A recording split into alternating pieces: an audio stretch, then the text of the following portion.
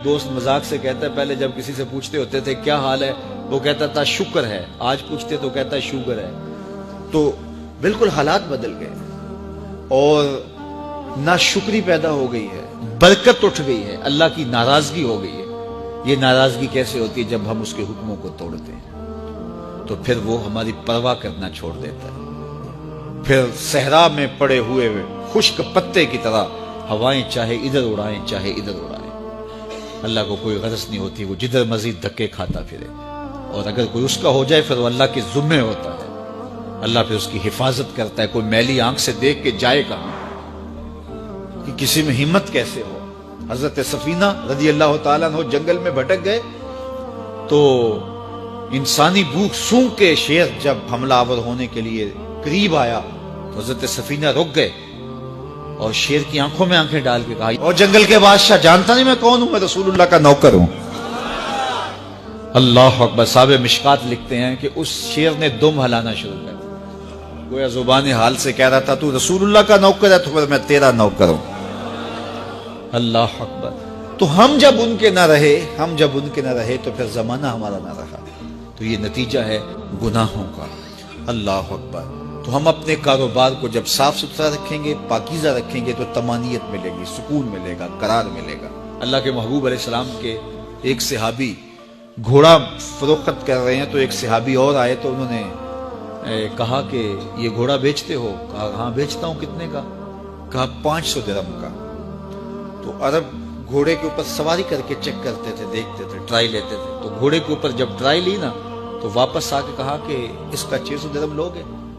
اس نے کہا میں تو 500 میں بیچنے آیا ہوں، تو تم 600 دیتے ہو تو بسم اللہ۔ تو پھر وہ کہنے لگے اچھا 700 لوگے؟ انہوں نے کہا کہ مجھے اور کیا چاہیے؟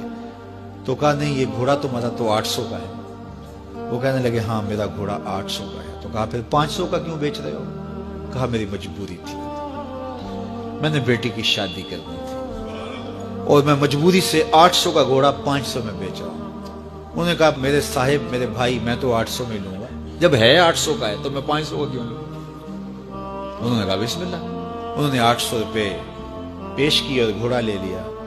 تو کہا کہ میری تو مجبوری تھی کہ میں نے بیٹی کی شادی کرنی تھی اور میں اس لیے گھوڑا 300 سستا بیچ رہا تھا، اور تم نے 800 کا لیا جب تمہیں 500 کا مل رہا تھا۔ کہا میری بھی مجبوری تھی۔ کہا تمہاری کیا مجبوری تھی؟ کہا میرے رسول کا فرمان میری مجبوری تھی۔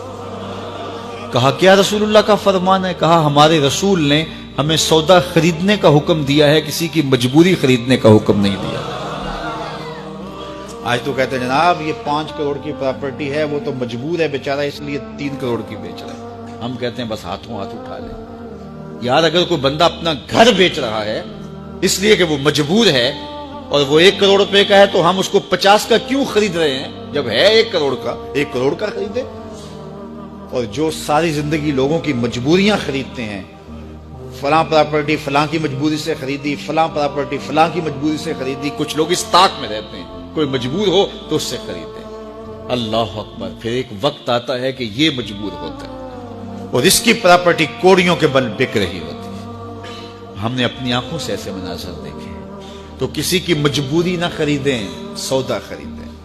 طاق میں نہ رہیں کہ کوئی مجبور ہو تو سستا بیچے، جو اس کی قیمت ہے اس کی قیمت سے لیں، پھر دیکھنا کہ عرش کا رب اس کے اندر برکت کتنی ڈالتا ہے۔ شیخ سعدی فرماتے ہیں میں رود بار کے جنگل میں تھا تو ایک آدمی چیتے پہ سوار اور ہاتھ میں سانپ کا کوڑا پکڑا میرے پاس آ کے رکتا ہے۔ تو سانپ کا کوڑا ہاتھ میں اور چیتے پہ سوار، تو میں ڈر گیا۔